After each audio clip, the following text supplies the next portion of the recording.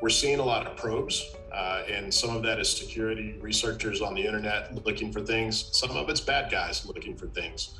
We haven't yet in our customer base seen Log4j be that toehold that gives a ransomware crew access to be able to execute their attacks, but it's just a matter of time. This is such a pervasive vulnerability, and the natural tendency is to monetize that access. And over the last 5 or 6 years, the best way for them to do that from a criminal standpoint is to execute a ransomware attack and extort the victim for cash. That vulnerable code library could be in just about any application. And it's really difficult to figure out if everything on your network is vulnerable or not. Oftentimes, many things are not going to be, but figuring out which are so that you can protect them and upgrade them is tough.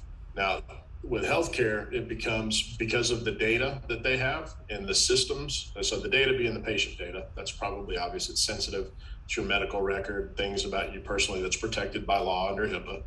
But then you've also got the operational side in a clinical environment where the systems that are vulnerable could be things that are delivering care to patients.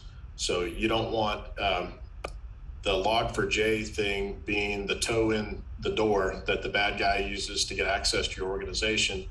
Then they kick off a ransomware attack that knocks off fetal heart monitors and insulin pumps and things that are used to deliver treatment to patients. That puts people's lives in risk, which in a healthcare environment's priority number one is patient safety. Oftentimes it's going to be either scanning the environment for technical vulnerabilities, trying to identify where that exposure might exist. Most of the major vulnerability scanning vendors have some type of a plugin that can help automate some of the search for the systems that are vulnerable. It's a lot of going through an asset inventory too, and just looking for things that we know are vulnerable based on their code base, identifying where those live in the organization, and then putting processes in place to either upgrade the software to a version that's not vulnerable, or put some type of a workaround in place if that's not an option, to essentially give the team time to get a long-term solution in place. In addition to that, you want to make sure that you've got good monitoring capabilities so that you can identify if via log monitoring or network monitoring or whatever mechanism, EDR maybe, that you've got in place, if something does happen, you're aware of it so that you can take action to stop it.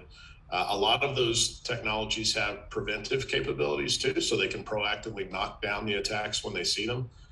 That's obviously important. We know now with over a decade of experience that it's rare that a 100% prevention approach actually works. You still need to have some detective technologies in there. So when the prevention fails, you've still got a stopgap and the bad guys can't run rampant without you knowing about it.